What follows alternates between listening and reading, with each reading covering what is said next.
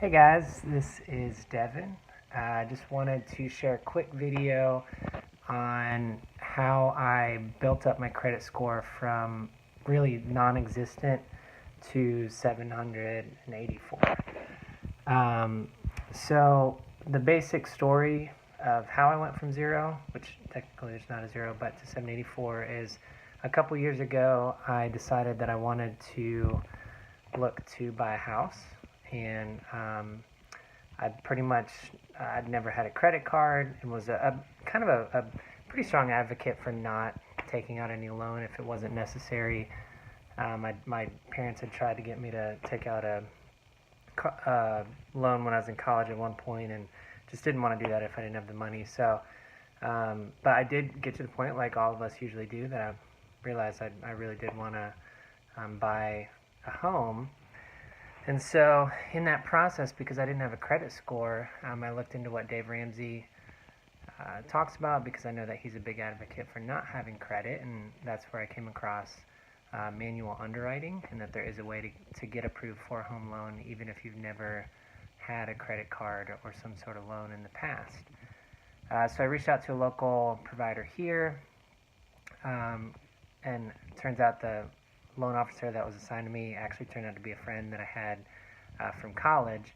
So we got to talking, and he walked me through everything, and I gave him different pay stubs and just how you do a manual underwriting loan. And I actually got pre-approved for a pretty good chunk, like more than I was expecting, and more than I would have actually even wanted to spend at the time with where my salary was at. So I was pleasantly surprised, and I was like, oh, this is great. I can actually do this without having a credit card. But then, in talking with him, I was just curious, and I said, what would have made the difference if I had a really good credit score versus, me not having a credit score? How would this have differed, this process? And he told me that my interest rate, if I had a really good credit score, that would have been the biggest difference, is I would have had, maybe like 0.5% or even more than a full percent less of an interest rate. Which at first glance, if you're not like super familiar with interest rates and how all that works, you might think that's really not that big of a deal. But over the course of a 30-year home loan, that really does add up, and that can be thousands upon thousands of dollars, depending on how much your house is and all those kinds of things. So, I thought about it, and because I wasn't planning on buying within the next couple of months, I decided, I'm really going to try to just build up my score, because, hey, by doing some simple things, if I build up my credit score, that can save thousands over the long run. So I did some research, and through that research, I came across the Discover It credit card. Let me get it just for visual so you can see. So that's the card. And I just determined that really is probably the best and easiest way to build up your credit. A secured credit card with them, it's basically just like an unsecured card, except that the deposit that you pay them to basically open the card, that actually becomes the credit limit that you have. And the reason for that is because if you don't have a credit history, they don't really know that you're going to pay back any sort of credit that you borrow. So you haven't really proven that you're faithful to pay that back. So what you do is you give them some sort of deposit, and that way, if for some reason you don't end up paying back your credit that you borrow on, they'll actually use that deposit to kind of cover their losses and pay for it. Nice thing about the Discover It credit card, and just like any other secured credit card, I believe for the most part, is they will give you back your security deposit whenever you graduate to an unsecured card. Right now with the Discover It card, it's after 8 months they'll automatically review your account just to see if you are worth graduating to an unsecured card. And so that's a good benefit of the card that way. So right now for the Discover It secured card, if you have to put up $200 to open it. So I did that, put down the $200, and started using the card just to build up my credit. Surprisingly, I was a little bit hesitant to use it at first just because I'd never had a credit card and I didn't want to mess up my score, and it was kind of like, oh, I don't want to you know, forget to make a payment or something like that. And so I just used it for gas and some small purchases. But then I kept using it, and one nice thing about the Discover It credit card is that they will give you just like a free access to your FICO credit score. So once I started seeing my credit score, just in general, anything, and then it started to see it go up really quickly, within a couple of months, and I decided to add a little bit more. So I added $300 to my security deposit, and just kept using that card. I started to use it for pretty much anything I would normally purchase and pay for. I just used that instead of my debit card. And the biggest thing, and a lot of this I think is kind of common sense, but I'm just trying to share my journey, and hopefully it'll help some people that are considering this. But the biggest thing I would say is with any sort of credit card is, I only used it for things that I was going to purchase already. I didn't go out and try to purchase something just so I could get these cashback benefits, and so I only used it for things that I was going to buy already.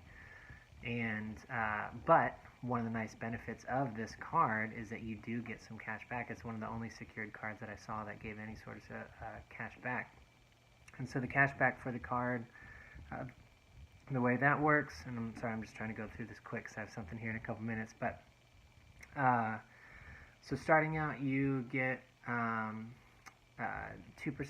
cash back on any purchases that you make at a gas station or at a restaurant.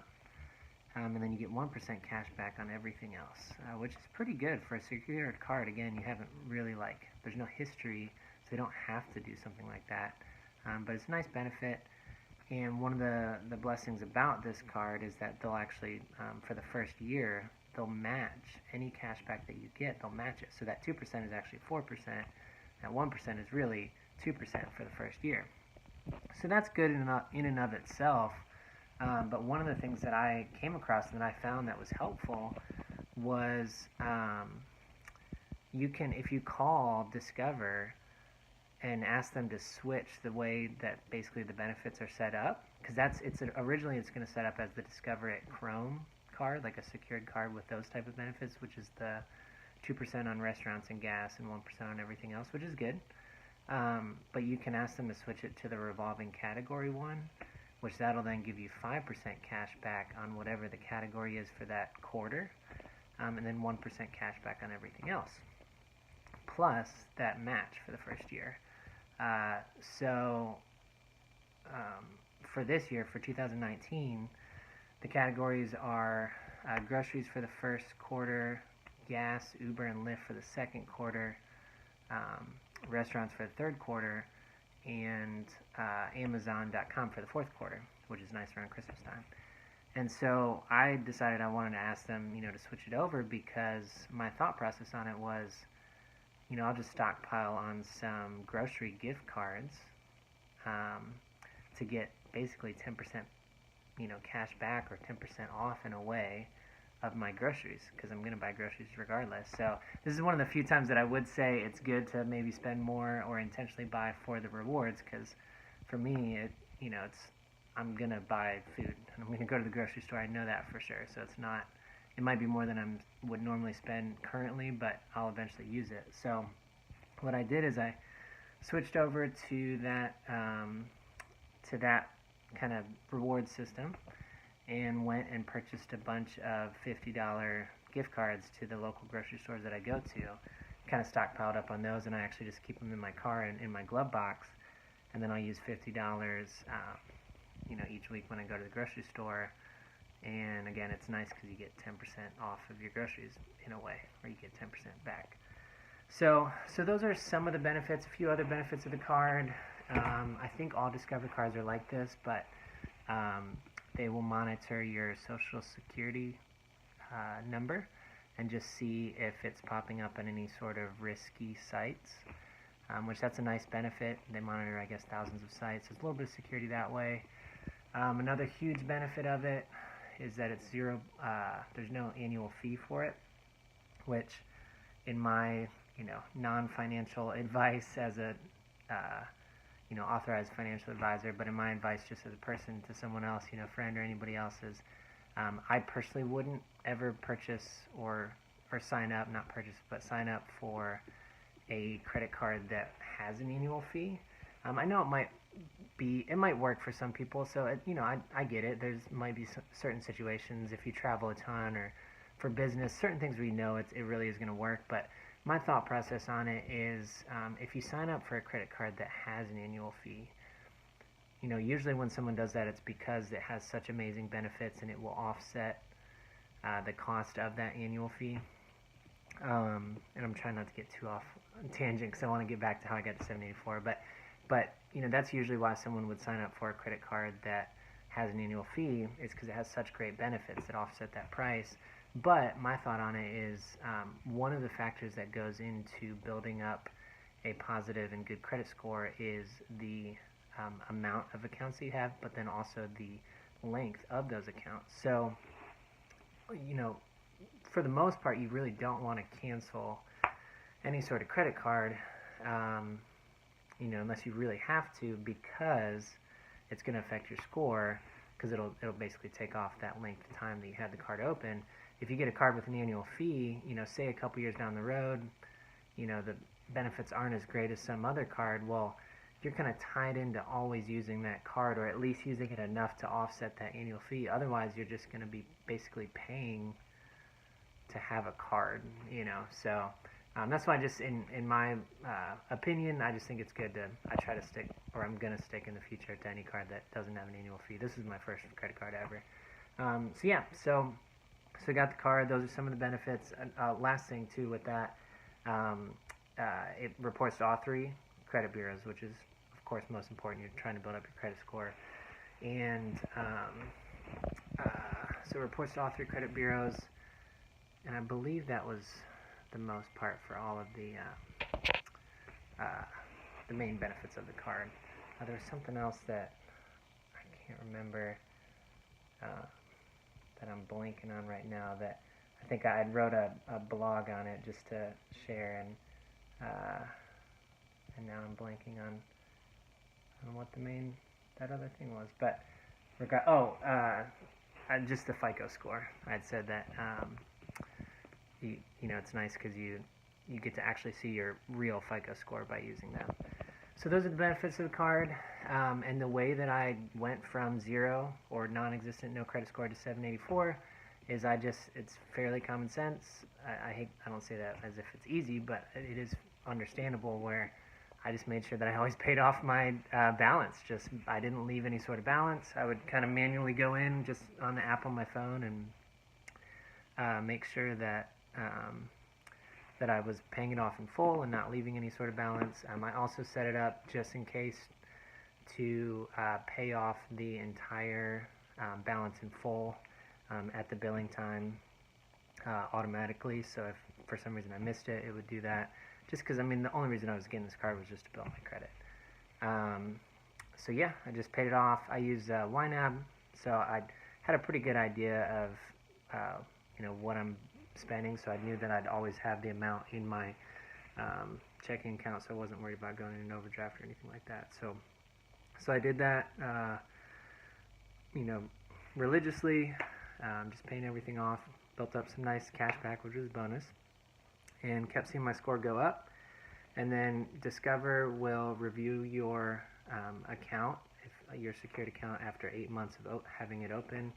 I think, like I shared earlier, and if you have basically proven that you're paying things off, on a regular basis. I don't know the exact algorithm that goes into it, but if you just do what you're supposed to for the most part, and don't leave a big balance, I believe you'll graduate, because after 8 months, they then review your account and will offer to graduate you if they deem you worthy, in a sense, to have an unsecured card.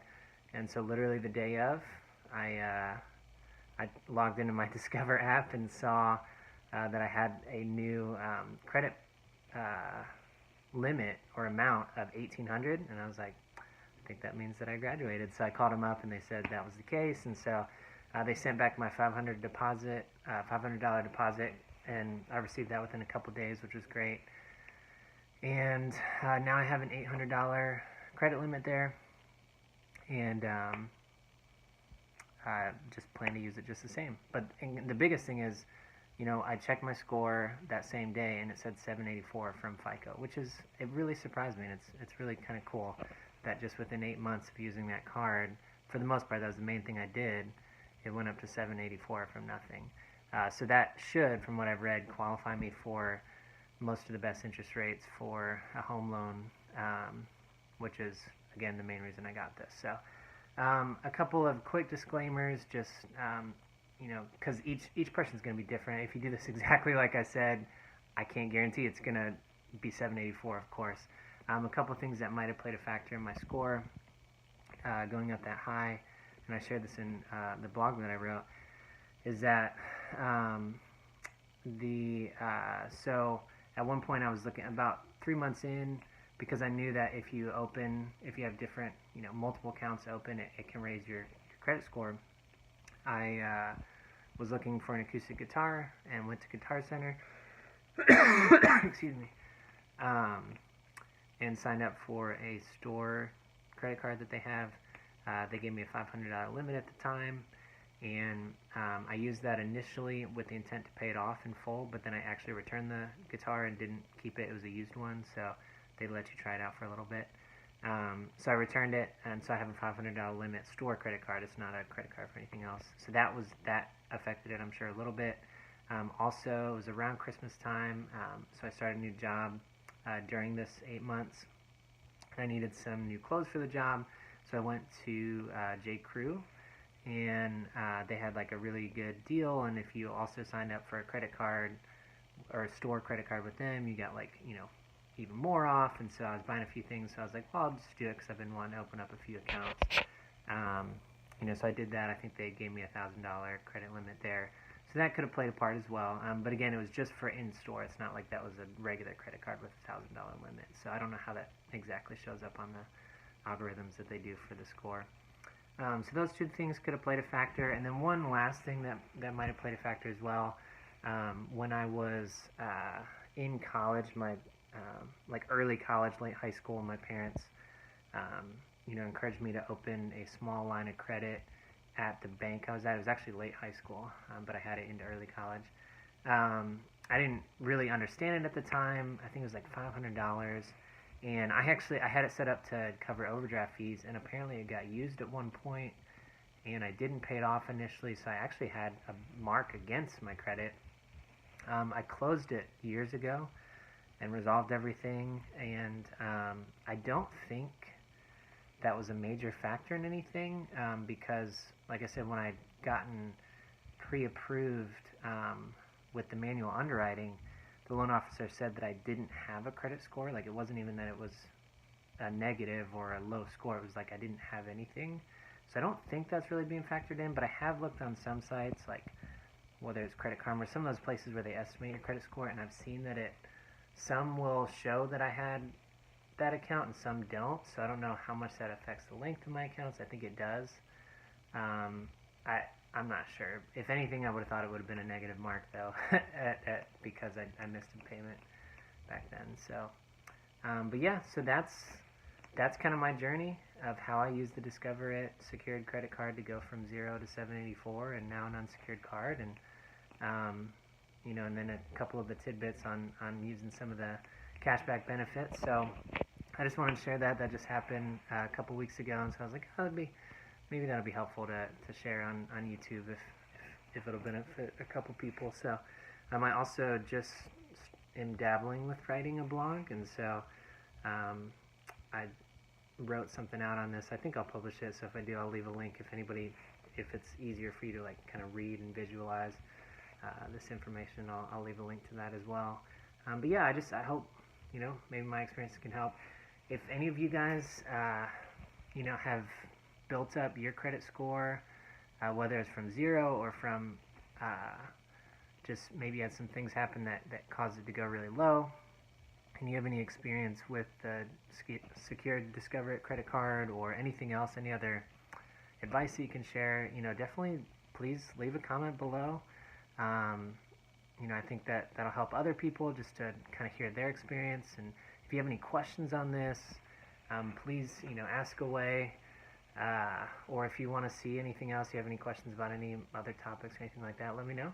But again, I really do hope this helps. Just want to share my story, and hopefully you guys are able to build up your score and maybe buy a house as well. So I haven't done it yet, but I'm planning on it. So hope you guys have a good day, and I'll talk with you soon.